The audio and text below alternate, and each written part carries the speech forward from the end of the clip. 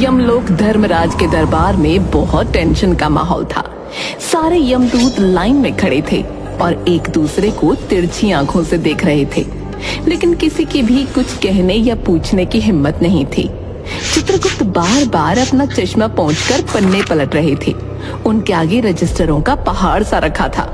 चित्रगुप्त बार बार register पर register देखे जा रहे थे, पर कुछ समझ नहीं आ रहा था। अंततः उन्होंने गुस्से में रजिस्टर को जोर से बंद कर दिया। धर्मराज, रिकॉर्ड तो सब ठीक है, परंतु कुछ समझ नहीं आ रहा। कहना क्या चाहते हो चित्रगुप्त? मुझे तो ये समझ नहीं आ रहा कि आप इतने लापरवाह कैसे हो सकते हैं। धर्मराज, अब इसमें मेरी क्या गलती है? मैंने तो अपना काम सही तरीके से किया, यमदूत को सही समय पर धरती पर भेज दिया। आप धरती वासियों की तरह बात ना करें। क्या आपका वर्क प्रोफाइल इतना ही है?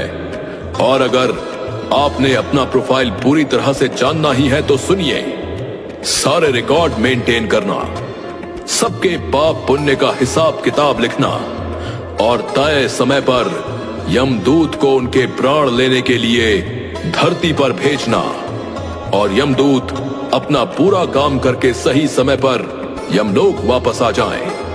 ये सारे कार्य आपके वर्क प्रोफाइल में आते हैं। धर्मराज, क्षमा चाहता हूँ, लेकिन ये सब मेरे काम में कब शामिल हो गया? ये पता करना आपकी जिम्मेदारी है कि कब, कैसे और क्या हुआ। हम आपको समय पर सैलरी देते हैं, इंक्रीमेंट देते हैं, तो उसके साथ साथ आपकी वर्क प्रोफाइल भी तो बड़ी होती जाएगी।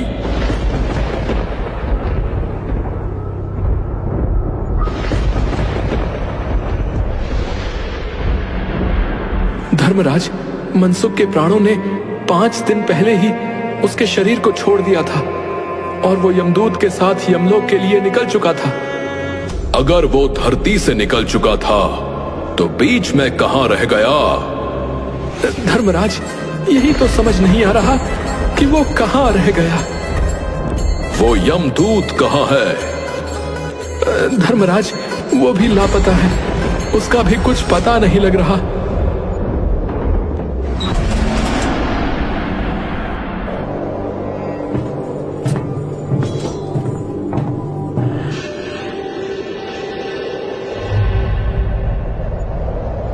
अरे, आ गए तुम? कहां रह गए थे इतने दिन? और ये बताओ, उस मनसुख के प्राण कहां हैं? दयानिधि, क्षमा करें, मुझे तो खुद समझ में नहीं आ रहा। आज तक मैंने कभी धोखा नहीं खाया, पर उस मनसुख के प्राणों ने मुझे चकमा दे दिया। साफ साफ बताओ, हुआ क्या है? महाराज, 5 दिन पहले जब मैं मनसुख के प्राण लेकर इस लोक की यात्रा के लिए निकला, तभी कुछ क्षणों के बाद ही एक तीव्र वायु तरंग उठी और वो मेरे चंगुल से छूटकर न जाने कहां गायब हो गया। गायब हो गया? गायब हो गया का क्या मतलब है?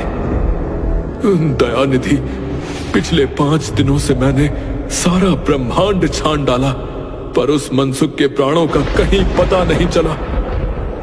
मूर्ख, प्राणों को लाते लाते बूढ़ा हो गया, फिर भी एक मामूली बूढ़े आदमी के प्राण ने तुझे चकमा दे दिया।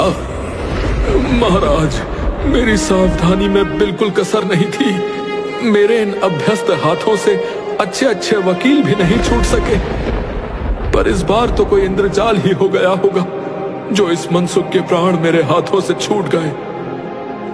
महाराज, आजकल पृथ्वी पर इस प्रकार का व्यापार बहुत चला है। लोग दोस्तों को कुछ चीज भेजते हैं और उसे रास्ते में ही रेलवे वाले उड़ा लेते हैं। पार्सलों में से कपड़े गायब हो जाते हैं और वही कपड़े अफसर के शरीर पर नजर आते हैं। एक बात और हो रही है, राजनीतिक दलों के नेता विरोधी दलों के नेताओं को उड़ाकर बंद कर देते हैं। मुझे तो लगता है कि मनसुख के प्राणों को भी किसी विरोधी ने मरने के बाद उड़ा लिया। आपकी भी रिटायर होने की उम्र आ गई है। भला उस मनसुख जैसे भूखे नंगे को कौन ले जाएगा? और उससे किसी को क्या लेना देना होगा।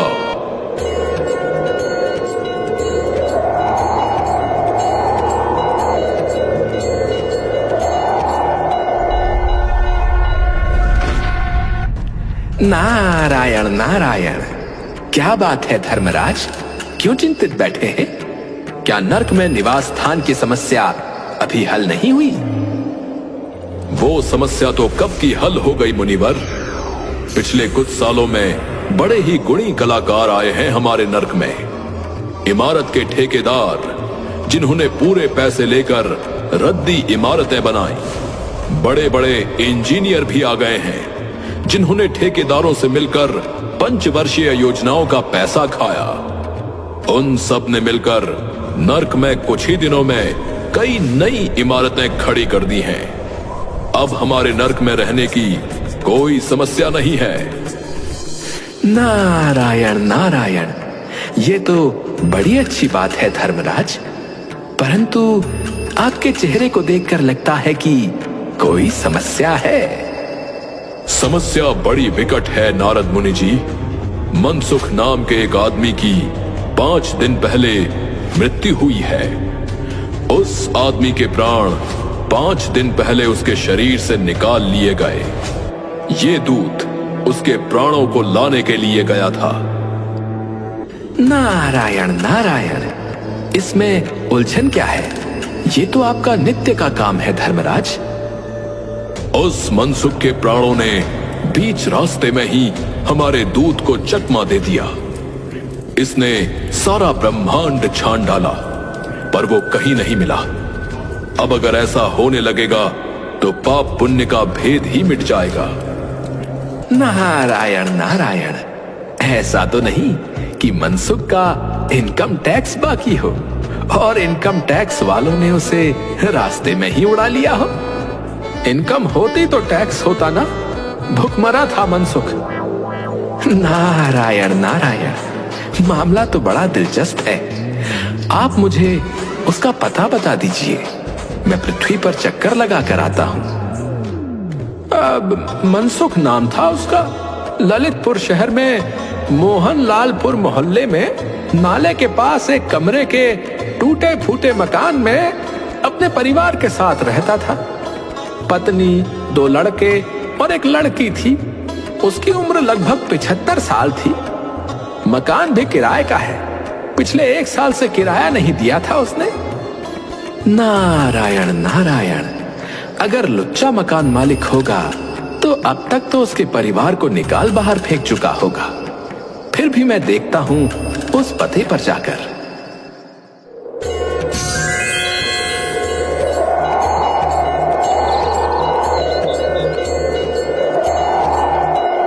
नारद मुनि चित्रगुप्त के बताए हुए पते पर जाते हैं और माँ बेटी का रोना सुनकर दरवाजे के बाहर से ही समझ जाते हैं कि मनसुख का घर यही है। नारद मुनि दरवाजे से आवाज लगाते हैं, नारायण नारायण, घर में कोई है क्या?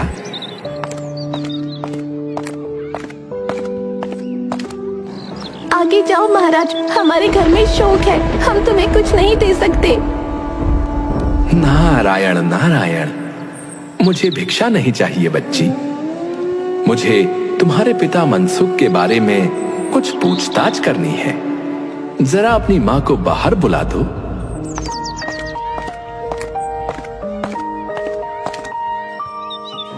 कहो महाराज, क्या बात है? नारायण नारायण, माताजी, मनसुख को क्या बीमारी थी? क्या बताऊं, गरीबी की बीमारी थी मनसुख को। 5 साल हो गए थे रिटायर हुए, लेकिन पेंशन अभी तक मिलना नहीं शुरू हुई थी। हर 15 दिन में एक दरख्वास्त देते थे, पर वहाँ से कोई जवाब नहीं आता था। इन 5 सालों में सब गहने बेचकर हम लोग खा गए, फिर बर्तन बिके, अब कुछ नहीं बचा था। चिंता में घुलते घुलते और भूखे मरते मरते उन्होंने दम तोड़ दिया। अब कुछ भी नहीं बचा, यही बीमारी थी उन्हें। नारायण नारायण, उनकी इतनी ही उम्र थी माताजी? उम्र तो बहुत थी, 5,000 से 6,000 रुपए महीना पेंशन मिलती तो कुछ और काम कहीं करके गुजारा कर जाते, पर क्या करें, 5 साल का समय कम नहीं होता है। अभी तक एक कौड़ी भी नहीं मिली पेंशन की हमें। नारायण नारायण। हाँ माता, तुम सही कह रही हो। महाराज, आप तो साधु हैं, सिद्ध पुरुष लगते हैं। कुछ ऐसा नहीं कर सकते कि उनकी रुकी हुई पेंशन मिल जाए, इन बच्चों का पेट भर जाए। नारायण नारायण। साधुओं की बात कौन मानता है माता। मेरा यहाँ कोई मठ तो है नहीं, फिर भी मैं तुम्हारे लिए सरकारी दफ्तर जाऊंगा और कोशिश करूंगा कि मनसुख की पेंशन तुम्हें मिलना शुरू हो जाए।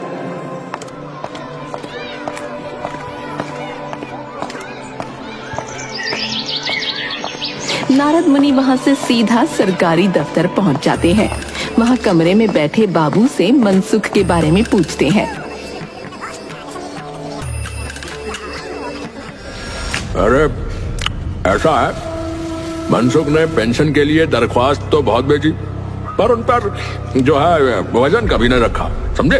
1 मिनट, इसलिए वो सारी दरख्वास्त कहीं उड़ गई होगी।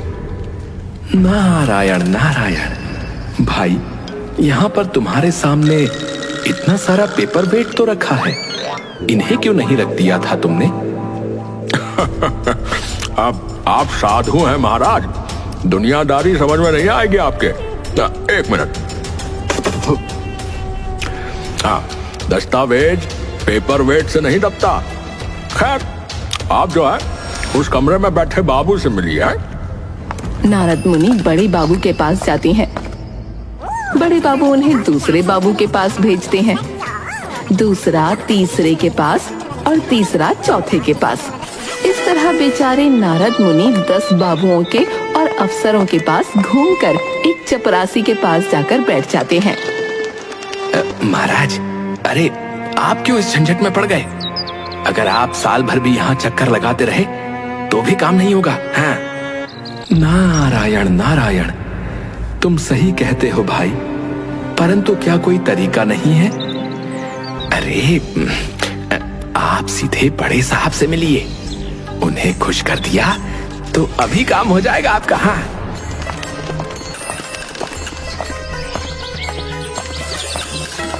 नारद मुनि सीधे बड़े साहब के कमरे में पहुंच जाते हैं। बाहर बैठा चपरासी नींद ले रहा था, इसलिए नारद मुनि को किसी ने नहीं रोका। बिना विजिटिंग कार्ड के आए नारद मुनि को देखकर बड़े साहब नाराज होते हुए बोले, अरे अरे अरे, क्या आपने इसे कोई मंदिर समझ लिया है जो मुंह उठाए यहाँ घुसते चले आए? नारायण नारायण। साहब, आप नाराज क्यों होते हैं? दरवाजा खुला था और आपका चपरासी सो रहा था, इसलिए मैं सीधा अंदर चला आया। चिट क्यों नहीं भेजी? नारायण नारायण। कैसे भेजता साहब? चपरासी जो सो रहा था आपका। क्या काम है? नारद मुनि ने मनसुख का पेंशन केस बतलाया। आप तो बैरागी हैं, दफ्तरों के रीति रिवाज नहीं जानते। असल में मनसुख ने गलती की। नारायण नारायण। कैसी गलती की मनसुख ने? बड़े साहब, मैं उस गलती को सुधार सकता हूँ क्या? भाई, ये भी एक मंदिर है, यहाँ भी दान पुण्य करना पड़ता है। आप मनसुख के खास मालूम होते हैं। मनसुख की दरख्वास्त उड़ रही है, उन पर वजन रखिए। वजन वजन वजन। नारायण नारायण। मतलब यहाँ समस्या वजन की खड़ी हो रही है। कितने किलो का वजन रखना होगा? आप मुझे बताइए, मैं बाहर से उतने किलो की ईंट लाकर रख देता हूँ। भाई, सरकारी पैसे का मामला है। पेंशन का केस बीसीओ दफ्तरों में जाता है, देर लगी जाती है। बीसीओ बार एक ही बात को 20 जगह लिखना पड़ता है, तब पक्की होती है पेंशन। जितनी पेंशन मिलती है उतने की स्टेशनरी लग जाती है। समय तो लगता है इन कामों में। हाँ, काम जल्दी भी हो सकता है, मगर आगे कुछ बोलते बोलते बड़े साहब रुक जाते हैं। नारायण नारायण। कहिए बड़े साहब, मगर क्या? मगर वजन चाहिए। आप समझे नहीं? जैसे आपकी ये सुंदर वीणा है, इसका भी वजन मनसुख की दरख्वास्त पर रखा जा सकता है। मेरी लड़की गाना बजाना सिखाती है, ये वीणा मैं उसे दे दूंगा। साधु संतों की वीणा से तो और अच्छे स्वर निकलते हैं। नारद मुनि अपनी वीणा छीनते देख जरा घबराए, पर फिर संभल कर उन्होंने वीणा टेबल पर रखकर कहा, ये लीजिए, अब जरा जल्दी मनसुख की पेंशन का ऑर्डर निकाल दीजिए। बड़े साहब ने प्रसन्नता से उन्हें कुर्सी दी, वीणा को एक कोने में रखा और घंटी बजाई। चपरासी आया। मनसुख के केस की फाइल लाओ। थोड़ी देर बाद चपरासी मनसुख की 100-150 दरख्वास्तों से भरी फाइल लेकर आ गया। उसमें पेंशन के कागजात भी थे। क्या नाम बताया साधु महाराज आपने? मनसुख नाम है, मनसुख। कौन पुकार रहा है मुझे? पोस्टमैन आया है क्या? लगता है पेंशन का ऑर्डर आ गया। नारद मुनि चौंक जाते हैं, परंतु दूसरे ही क्षण बात को समझ जाते हैं। नारायण नारायण। मनसुख, क्या तुम मनसुख के प्राण हो? हाँ, मैं मनसुख का प्राण हूँ भाई। नारायण नारायण। मैं नारद हूँ, मैं तुम्हें लेने आया हूँ। चलो, स्वर्ग में तुम्हारी प्रतीक्षा हो रही है। मुझे नहीं जाना, मैं तो पेंशन की दरख्वास्तों पर अटका हूँ। यही मेरा मन लगा है। मैं अपनी दरख्वास्त को छोड़कर नहीं जा सकता साहब, क्योंकि मुझे जो है पेंशन चाहिए। साधु महाराज, ये लीजिए, मनसुख के पेंशन के कागज साइन हो गए। अगले महीने से मनसुख को पेंशन मिल जाया करेगी। नारायण नारायण। पेंशन मनसुख को कैसे मिलेगी? जैसे बाकियों को मिलती है, वैसे ही मनसुख को भी उसकी पेंशन मिल जाएगी। नारायण नारायण। उसके प्राण तो अब धरती पर हैं ही नहीं। मतलब? नारायण नारायण। वो स्वर्ग सिधार गया, अपनी पेंशन का इंतजार करते करते। ओहो, अब ये तो बड़ा बुरा हुआ। भगवान उसकी आत्मा को शांति दे। मेरे प्राणों को तभी शांति मिलेगी जब ये पेंशन देंगे। हाँ, नारायण नारायण। साहब, अब तो पेंशन मनसुख की पत्नी को मिलेगी ना? हाँ हाँ, जरूर मिलेगी। बस उसके लिए एक दरख्वास्त देनी होगी। क्या कहा? एक और दरख्वास्त? बड़े साहब, उसके बाद कितना समय लगेगा उसमें? नारद मुनि, आप वापस जाइए। हाँ, मैं तुम्हें साथ लेके जाऊंगा। फिर तो आप भी मेरी तरह एक फाइल देख लीजिए। अब पेंशन का केस है, बीसियों दफ्तरों में जाता है, देर लग ही जाती है। बीसियों बार एक ही बात को 20 जगह पर लिखना पड़ता है, तब पक्की होती है पेंशन। जितनी पेंशन मिलती है उतने की स्टेशनरी लग जाती है।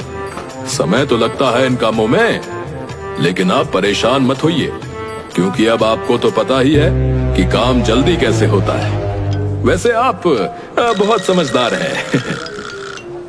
ये सुनते ही मनसुख के प्राण उसी पेंशन की फाइल में वापस चले जाते हैं और बेचारे नारद मुनि नारायण नारायण करते करते बेहोश हो जाते हैं।